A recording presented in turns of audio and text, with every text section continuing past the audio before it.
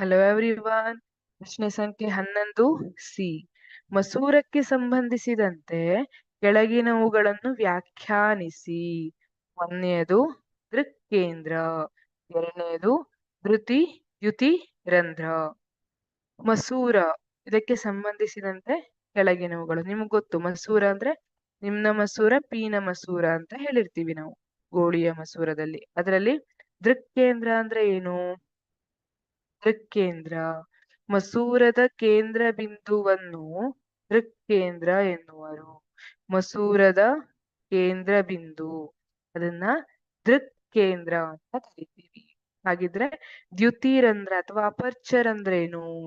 ದ್ಯುತಿರಂಧ್ರ ಗೋಳೀಯ ಮಸೂರದ ವೃತ್ತಾಕಾರದ ಸೀಮಾರೇಖೆಯ ವ್ಯಾಸವನ್ನು ಅದರ ದ್ಯುತಿರಂಧ್ರ ಎನ್ನುವರು. ಇಲ್ಲಿ ನೋಡಿ, ಇದು ಗೋಳೀಯ ಮಸೂರದ ವೃತ್ತಾಕಾರದ ವ್ಯಾಸ ಇದೆ,